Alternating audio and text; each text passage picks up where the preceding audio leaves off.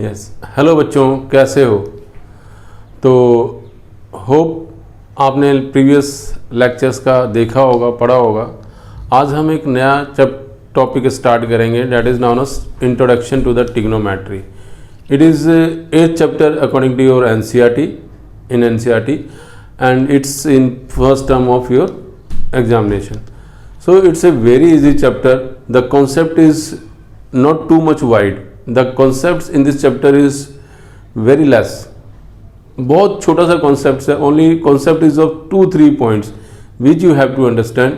Then after you have to apply these concepts in questions.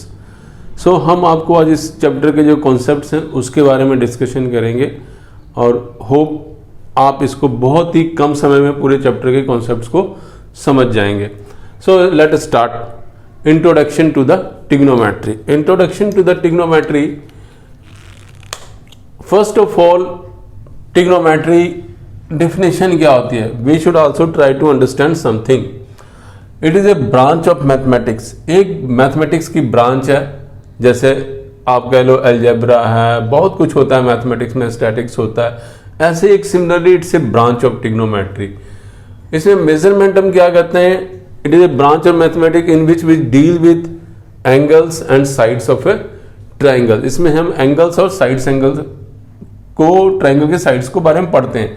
Simple देखिए, tri means 3, gona means angles and metry means measurement. Measurement of 3 angles and 3 sides of a triangle is known as trigonometry. इसी बारे में पढ़ा जाता है।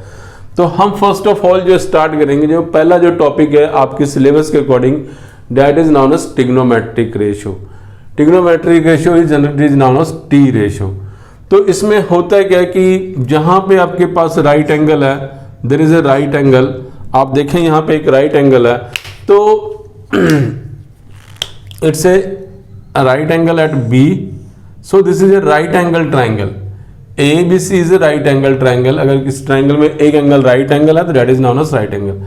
और यहाँ पे थीटा है, तो जिस साइड पे थीटा ये एंगल आपका लगता है, वो साइड जनरली क्या हो जाता है? वो साइड आपका बेस माना जाता है, बेस ऑफ ए ट्राइंगल।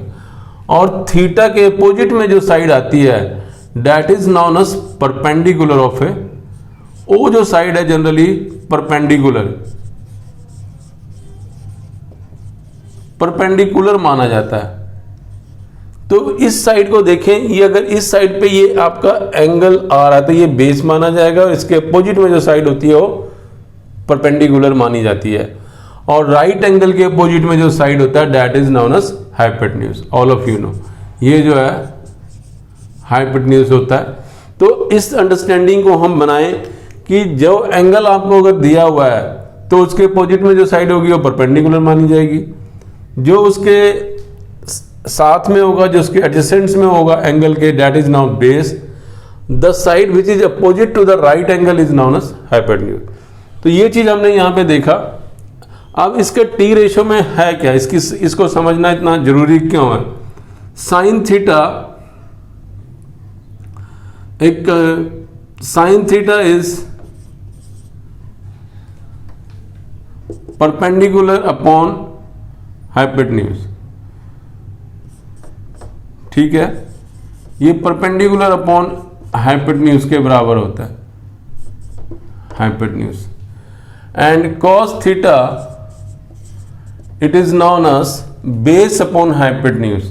तो इसी में पता होना चाहिए कि बेस कहां पे एक्चुअली हमारा, बेस अपॉन हाइपोटेन्यूज। ठीक है। Similarly, tan theta is perpendicular upon base. Perpendicular upon base. ये चीज है। तो हमें ये पता है बेस कहां पे होगा, जिस साइड पे एंगल लगा होगा, और जिस साइड पे एंगल नहीं लगा होगा उसके अपोजिट वाली साइड क्या होगी, वो perpendicular. Hypotenuse opposite to the. Similarly अगर एंगल का डायरेक्शन बदल जाता है, जस्ट टू अवॉइड कंफ्यूजन, जो बच्चे एक्चुअल गलतियां करते हैं उसको अवॉइड करने के लिए मैंने एक बार में ही एक ये बनाया आपके साथ, एक ये बनाया। अब इस चीज को देखो आप, इसके अकॉर्डिंग अब बेस क्या हो जाएगा हमारा, बेस आपका भी यहां पे आ गया, क्योंकि एंगल के साथ जो साइड लगी वो कौन सी इस वक्त, BC। So your base will become here now. और इस एंगल के जो अपोजिट में साइड है वो क्या होगा आपका, परपेंडिकुलर। और राइट एंगल के अपोजिट में जो साइड होगी वो क्या होगी, हमारी हाइपोटेन्यूज। इतनी सी बात समझ आई बच्चों, और ये पता होना चाहिए। अगर ये चीज की समझ आ गई तो आप कभी भी टी रेशो का क्वेश्चन गलत नहीं करोगे। तो इसके अकॉर्डिंग अगर मैं देखूं तो इसमें क्या फर्क पड़ेगा, इसके अकॉर्डिंग मेरा साइन थीटा क्या हो जाएगा बच्चे, साइन थीटा हमें क्या है, परपेंडिकुलर अपॉन हाइपोटेन्यूज। तो परपेंडिकुलर कहां पे है, A B upon hypotenuse AC। Cos theta क्या हो जाएगा, cos theta is equal to base upon hypotenuse. तो बेस कहां पे होता है, जहां पे एंगल के साथ वाली जो साइड होती है डेट इज बेस। तो ये क्या हो जाएगा, BC upon AC। tan theta perpendicular upon base, तो परपेंडिकुलर एंगल के अपोजिट वाली side AB upon BC।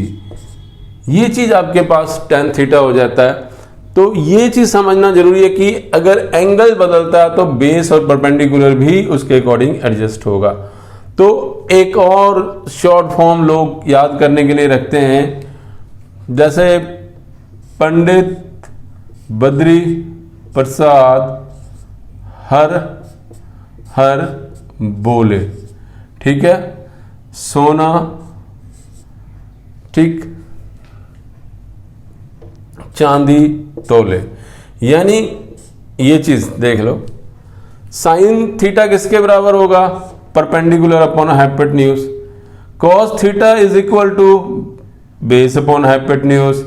tan theta is perpendicular upon base. ये आप याद कर सकते हैं कि जो साइन थीटा हो सकता है इसको क्या बोलते हैं, पंडित बद्री प्रसाद हर हर बोले सोना चांदी तौले। याद रखने के लिए लोग कहते हैं साइन थीटा। मगर ये चीज हमेशा याद रखना होगा, इस कंडीशंस को लोग इतना ये चीज देख के खुश हो जाते हैं कि मैं याद रह गया, मगर आप ये चीज ध्यान रखो, परपेंडिकुलर और बेस अकॉर्डिंग टू एंगल बदलेगा बेटे। सो ये चीज हमें ध्यान देना है कि ये चाहे आपको जितना मर्जी याद हो, इससे ज्यादा जरूरी है कि बेस कब होता है, कहां पे है, परपेंडिकुलर कहां पे, ये समझना सबसे ज्यादा जरूरी है। अगर हमें बेस और परपेंडिकुलर को समझने में अगर हम गलती करेंगे तो क्वेश्चन कभी भी सही नहीं होगा। तो हमेशा याद रखना बेस इज ऑलवेज, एंगल के साथ जो साइड लगी होगी वो बेस होगा, और जो गिवन एंगल होता है उसके अपोजिट वाली साइड हमेशा परपेंडिकुलर है, और राइट एंगल के जो अपोजिट में साइड है वो हमेशा हाइपोटेन्यूज है। बस ये चीज देखना है। फिर एंगल कहां है उसको देखो, then after you can think like this, ठीक है। तो इस तरह करके इसको हमें ध्यान रखना है। अगर आप ये चीजें ध्यान रखोगे तो आपका क्वेश्चन गलत नहीं होगा, ये चीज समझ लो, ठीक है। तो ये चीज आप इसको ध्यान रखें, इसको समझें। सोना, ये पंडित बद्री प्रसाद हर हर बोले सोना चांदी तौले, ये भी वैलिड तभी रहेगा जब आपको ये बेस का परपेंडिकुलर का पता होगा, ठीक है। तो ये चीज आप एक बार देख लें, इसको समझ लें प्लीज, और इसके बेस पे आपका क्वेश्चन होगा। अब एक चीज हमें यहां पे ये भी समझना है, कोशिश करना है कि कोई भी टी रेशो आप देख रहे हो कि we have actually sine theta cos theta tan theta, ऐसे हम फाइंड कर रहे हैं। हर टी रेशो में क्या हो रहा है, ट्रिग्नोमेट्रिक रेशो में साइन थीटा या कॉस थीटा या टैन थीटा हो, आपको दो साइड्स का यूज करना पड़ता है। अकॉर्डिंग टू सिचुएशन ये साइड की लेंथ बदलती है। साइन थीटा है तो इसमें हमें परपेंडिकुलर अपॉन हाइपोटेन्यूज यूज कर रहा है, कॉस थीटा तो बेस अपॉन हाइपोटेन्यूज यूज कर रहा है। तो यानी कि एक तरह से हम अगर सारी टी रेशो को समझना चाहते हैं कि सारी टी रेशो हम तभी निकाल पाएंगे किसी भी ट्राइंगल की जब उसकी तीनों साइड्स की लेंथ हमें पता होगी। यहां से एक बात समझ आ रही होगी आपको, if you want to know the all this T ratio of a triangle then you must know all the three sides of your triangle. सही बात। तो उसकी तीनों साइड्स की नॉलेज हमें होनी चाहिए, तभी हम ये इस कंडीशन को लगा सकते हैं। तो कभी कभी क्या होता है, आपको क्वेश्चन में केवल दो ही साइड्स दी जाती है, राइट एंगल ट्राइंगल दिया होता है, दो साइड्स दे देते हैं, तीसरी साइड वो नहीं देते हैं। तो in that case you know one thing, in that case what we have to do, एक चीज समझना होगा इन दैट केस कि एक टर्म था, आपने पढ़ा होगा 9th क्लास में, कि पैथागोरस थ्योरम। पैथागोरस थ्योरम के अकॉर्डिंग क्या होता है कि अगर आपके पास कोई भी राइट ट्रायंगल दिया हुआ है, the term is one term. इसकी यूज क्यों करेंगे हम, इसकी नॉलेज यहाँ पे क्यों होनी चाहिए, क्योंकि अगर ट्रायंगल को मुझे दो साइड्स ट्रायंगल की दी है तो तीसरी साइड को फाइंड करने के लिए मुझे पैथागोरस थ्योरम की नॉलेज होनी चाहिए।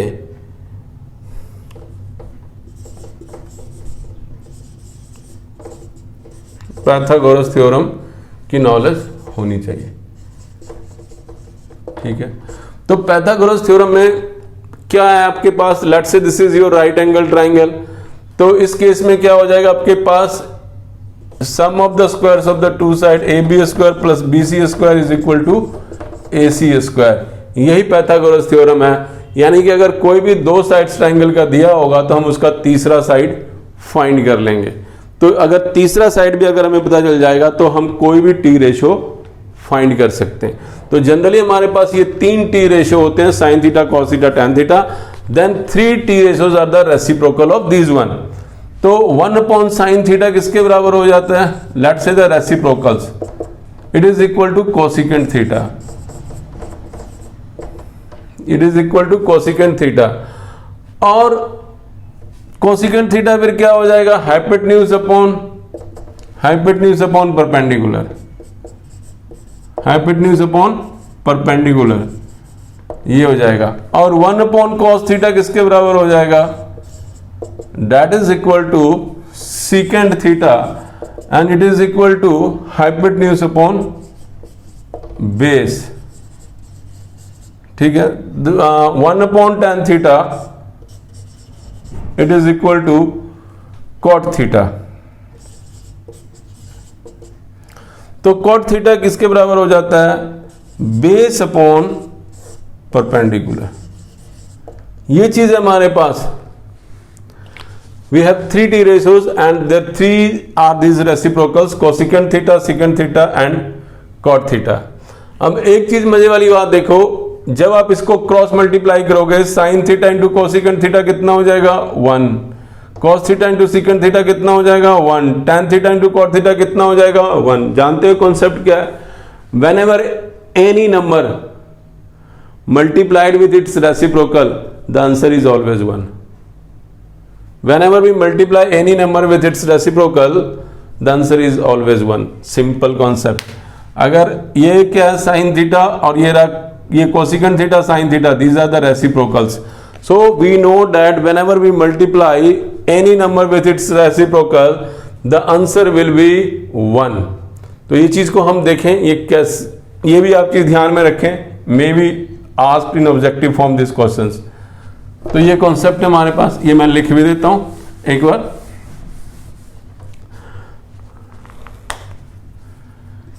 Late sine theta into cosecant theta 1, tan theta into cot theta 1, ठीक है। Cos theta into sec theta is equal to 1। Whenever we multiply a number with its reciprocal, its product is always 1। इस base पे ये चीज आपका बना हुआ है। सो ये टी रेशियो था, इसमें बहुत ही आसान कॉन्सेप्ट है, इसको कोई भी मतलब इजिली आप कर सकते हो। बस ये समझना, एंगल की अंडरस्टैंडिंग जरूर रखना बच्चों, इसमें कंफ्यूज नहीं होना आप। हम इसके क्वेश्चंस भी करेंगे, ठीक है। Let's say we do something more. Just here I am to clear your concepts of the introduction of this chapter। We will do questions in next video। Now values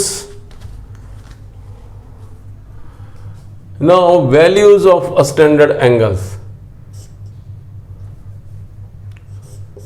Values of a standard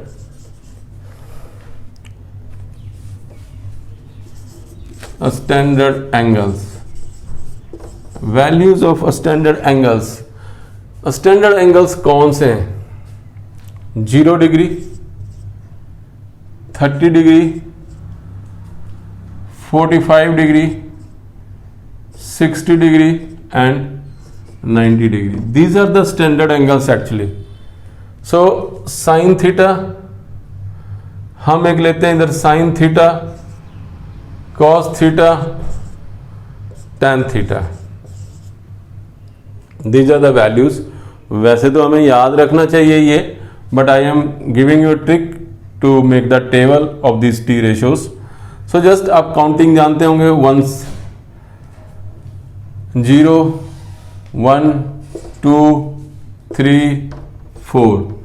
0 से counting start की मैंने 4 तक लिखा and divide each one by 4 4 4 4 4 4, ये हो गया. So then after क्या करो आप, इसके ऊपर स्क्वायर रूट ले लो. स्क्वायर रूट नाउ ऐसे किया. क्या किया था हमने, सबसे पहले हमने क्या किया, 0 से काउंटिंग स्टार्ट की इसकी. 0 से काउंटिंग मैंने स्टार्ट की, 0 1 2 3 4 लिखा. Then after divide each term by 4 4 4 4. Then after that I take the square root to each numbers. अब इसको थोड़ा सा सिंप्लीफाई करें. अगर हम बेसिक अलजेब्रा को यूज करते हुए इसको सिंप्लीफाई करने की कोशिश करते हैं, क्या बनता है, लेट्स से सी. तो आपको पता है 0 अपॉन समथिंग इज 0, सो ये तो 0 हो जाएगा. तो यानी साइन 0 डिग्री की जो वैल्यू होगी वो 0 होगी. अब ये देखो साइन 30 डिग्री कितना हो जाएगा, 1/2. Your sine 30 degree is actually 1/2 हो जाता है. साइन 45 डिग्री कितना हो जाएगा, इट्स बिकम 1 ये कट जाएगा यहाँ पे 1 और इधर 2, सो इट विल बी 1/√2. और ये कितना हो जाएगा, √3/2. ये sine 60 degree and sine 90 degree कितना हो गया, 1. आप ध्यान से देखें एक बार इसको. Now sine 0 degree is 0, sine 30 degree 1/2, sine 45 degree 1/√2 and sine 60 degree √3/2 and sine 90 degree is equal to 1. ये स्टैंडर्ड वैल्यूज हैं. चाहे वैसे तो देखो यू हैव टू रिमेंबर, इतना टाइम नहीं होगा, बट बाय चांस अगर आप भूल जाते हैं you can apply this technique to find out this values. Otherwise ये याद ही होना चाहिए. अब आप क्या करो, रिवर्स लिखना स्टार्ट कर दो. जो इधर लास्ट में उधर सबसे पहले लिख दो 1, जो इधर सेकंड लास्ट में इधर से सेकंड में लिख दो √3/2. फिर क्या करो, ये 1/√2 सेम ही आ जाएगा. फिर इधर 1/2 आ जाएगा. फिर इधर क्या हो जाएगा, 0. हमने क्या किया, सेकंड वाले में कुछ भी नहीं किया, जस्ट रिवर्स लिख दिया. जो इधर लास्ट में था सबसे पहले, जो सेकंड लास्ट था इधर से सेकंड हो गया, जो थर्ड लास्ट था यहाँ पे आ गया, देन यहाँ ये, एंड लास्ट वाला इधर फर्स्ट वाला जो है इधर सबसे लास्ट में चला गया. तो ये जो वैल्यूज है आपकी कॉस की हैं, कॉस थीटा की. कॉस 0 डिग्री की वैल्यू 1, कॉस 30 डिग्री की वैल्यू √3/2, कॉस 45 डिग्री की वैल्यू 1/√2 और कॉस 60 डिग्री की वैल्यू 1/2 और cos 90 डिग्री की वैल्यू 0 आ गई. ठीक है, तो ये हमारे पास cos के वैल्यूज स्टैंडर्ड एंगल्स की वैल्यूज हैं. अब tan theta you know that divide this one. 0/1 कितना, 0. 1/2 डिवाइडेड बाय √3/2. डिनोमिनेटर कैंसल, बचा क्या, 1/√3. 145 का देखें, दोनों की वैल्यू सेम है. जब 1/√2 डिवाइडेड बाई 1/√2 बचेगा क्या, 1. √3/2 डिवाइडेड बाई 1/2 बचेगा क्या, √3. अब क्या हो जाएगा, 1/0 something upon 0 is not defined. तो ये चीज है हमारे पास. ये वैल्यूज आई हैं, कुछ स्टैंडर्ड वैल्यूज हमने निकाली. tan 0 degree is 0, tan 30 degree 1/√3, tan 45 degree 1, then there's √3 and tan 90 degree not defined, actually suppose to infinity.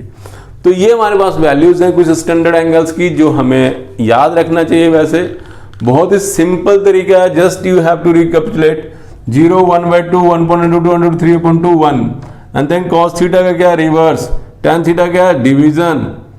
तो अगर आप ये 4 वैल्यूज ही याद रख लो तो अपने भी ऑटोमेटिकली सारा याद हो सकता है। अगर ध्यान से देखो, एवरीवन, हर बच्चे का एक अपना तरीका होता है किसी चीज को रिमेमराइज करने का, उसको याद रखने का। So you can apply your own method to remember this one. देन बाकी जो इसके जो 3 टी रेशियोज होते हैं वो इसके रेसिप्रोकल्स होते हैं। तो रेसिप्रोकल्स में मतलब यू कैन अंडरस्टैंड क्या हो जाएगा, इट्स रेसिप्रोकल्स आप वैल्यूज ले सकते हो, जस्ट रिवर्स कर देना। लेट्स से आपको cot थीटा लेना है, cot थीटा, तो क्या हो जाएगा cot थीटा यहाँ पे 1/0 नॉट डिफाइंड, ये कितना हो जाएगा √3, ये कितना हो जाएगा 1, ये कितना हो जाएगा 1/√3 और ये क्या हो जाएगा 0। तो ये हमारे पास कुछ जस्ट बाकी जो टी रेशियोज हैं उसके आपने ऐसे रेसिप्रोकल्स करने हैं। इस तरह करके हमें टी रेशियोज की वैल्यू की अंडरस्टैंडिंग होनी चाहिए, निकाला कैसे जाता है, निकाला कैसे हुआ है।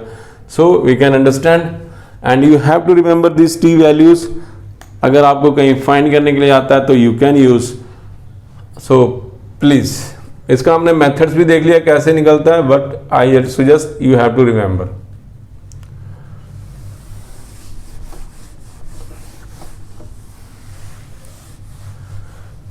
देन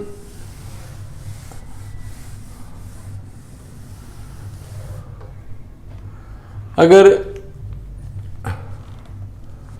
इसके जो क्वेश्चंस होते हैं बहुत ही सिंपल, अगर आपके कहेगा फाइंड, कैसा क्वेश्चन होता है, find sign 30 degree cos 45 degree, ठीक है, plus tan 45 degree into cot 45 degree, क्या होगा find.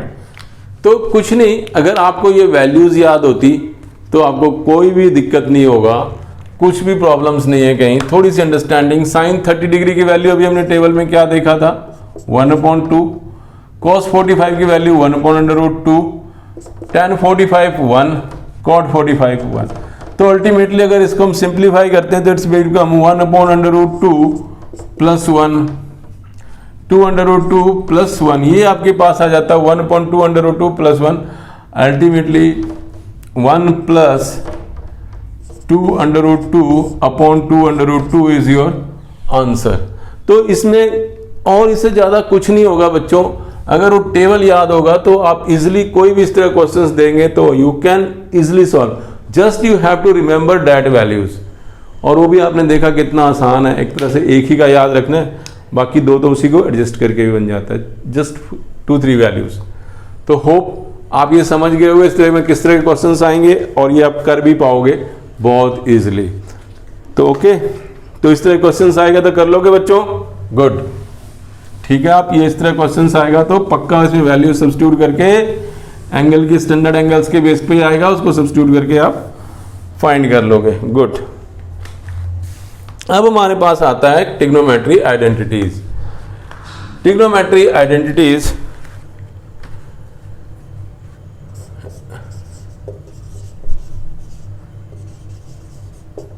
trigonometric identities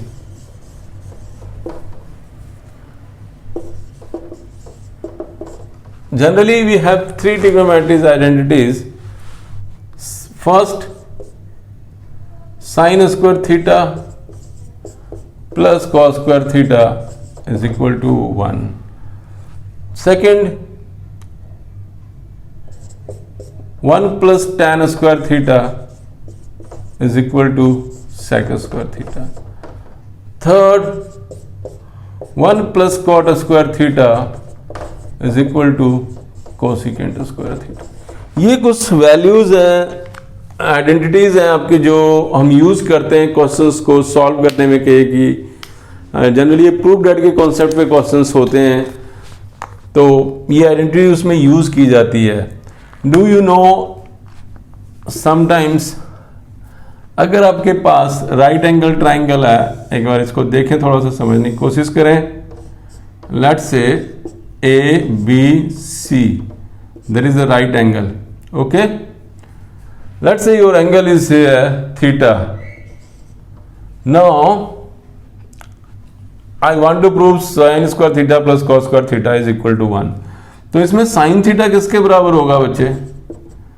AB upon AC and cos theta is equal to BC upon AC, like this.